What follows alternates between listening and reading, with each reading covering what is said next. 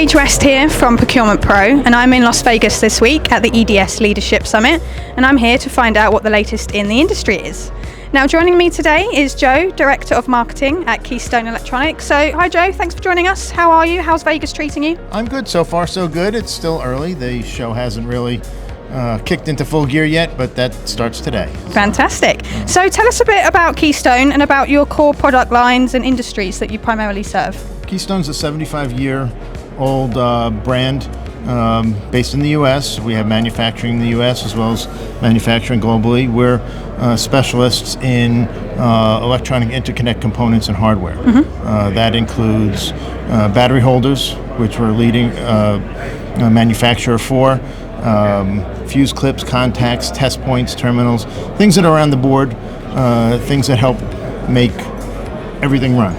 Fantastic. And tell me a bit about how the company has evolved over the last few years, and how have you kept up with customer needs and technological advancements? Well, again, we're a brand for 75 years. We've been involved in the industry for that long in a variety of generations, and we've seen the development of technology. Just the advancements in battery chemistries alone has caused us to keep our eyes and ears on, what's going on and how things are getting smaller, and what we can continue to produce and manufacture to be up to date with the technologies that are going along with batteries in particular. So speaking of that, have you introduced any new products or product categories recently that you wanted to chat about? Well, we have our anniversary edition catalog, which is being debuted here at EDS. These are brand new, fresh copies. And included in the book are several hundred new products. We're always looking for NPIs. The life cycle of the catalog is such that everything is live on our website when we do debut it. Again, we do all different kinds of products in all different categories, and the idea is to be ahead of the curve. So my engineering staff, my sales staff, pays attention to information and questions and opportunities for new products. That leads me nicely on to my next question, which is, what do you think differentiates Keystone in a highly competitive market? What makes you so unique? U.S.-based manufacturing. Again, the longevity and the brand recognition in the marketplace. We have design people and engineering on staff. We have tool makers on staff. We're control of our own destiny. So that allows us to talk to our customer, listen to their needs, design something, whether it's a standard part or a custom part, to meet their opportunity requirements. And how have you navigated issues such as, ongoing supply chain pressures, and what lessons have you taken from the past few years? Well, it's more like the past few weeks with tariffs, but again, with our U.S. manufacturing base and our U.S. staff, that allows us to pivot. We have manufacturing offshore. We have materials that are brought in from offshore. Again, with the recent changes, we've been looking at how to, again, readjust to make sure that we're not dramatically impacted by supply chain issues. Looking at other materials, looking at other ways to produce a product to produce the same results, quality product.